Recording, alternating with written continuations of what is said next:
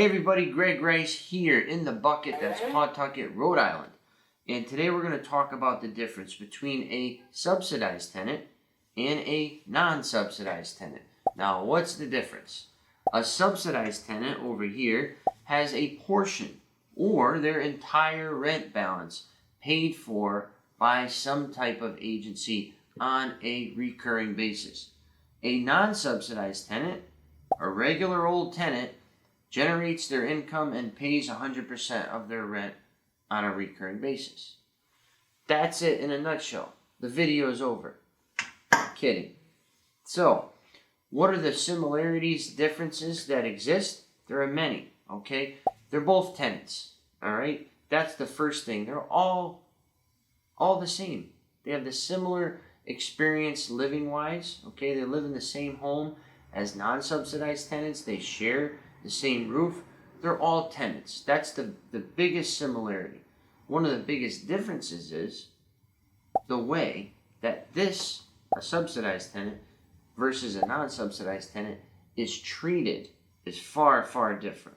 So a subsidized tenant has much more red tape and oversight.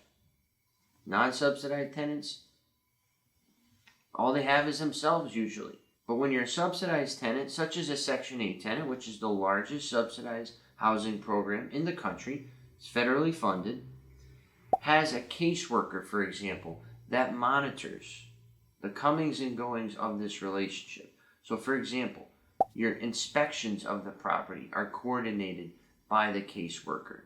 The tenant's income verification is taken care of and handled by the caseworker, because they need to see, first and foremost, that the money they're giving you as a landlord is being used properly, and that the property is being maintained. There are no hazards.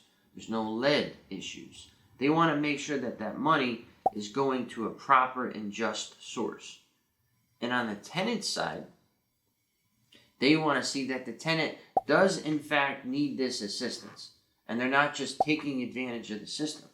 So they check the tenant's income.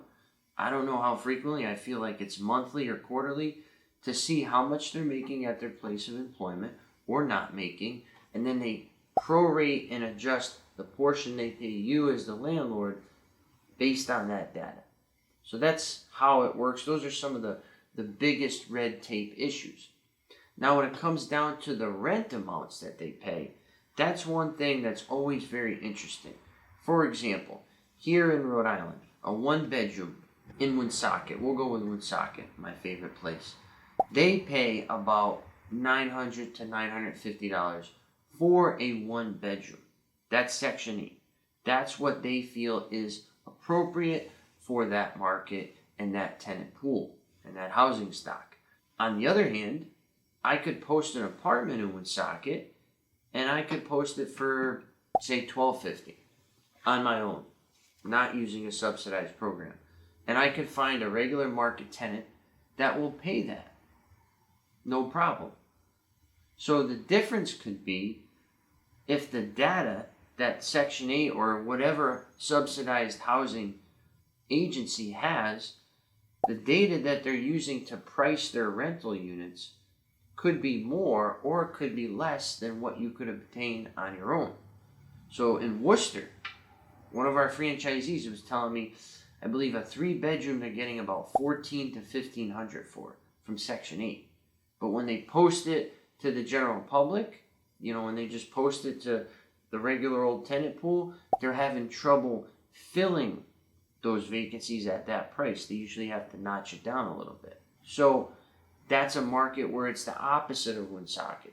So Section 8 is paying a little bit more than what the market feels is fair. So you have to consider that and weigh that in your decision-making process. And some people, myself included, bridge the gap. We bridge the gap by having some subsidized tenants and some regular market tenants. So you kind of have the best of both worlds there. And some of the things I love about the subsidized tenants is that the rent comes right there on the first. Regular market tenants, sometimes they don't pay on the first. The check's in the mail. They don't get paid till next Friday. That could happen, okay? But then, what I don't like with subsidized tenants is if there's a maintenance issue, whether I knew about it or not, they can withhold your money until it's fixed. So you almost become a subordinate in your own property. Now you're looking up at the caseworker saying, are we all set? Can you pay me now? You know, I fixed the window, I fixed the door, but yet you still carry all the risk, all the debt, all the liability.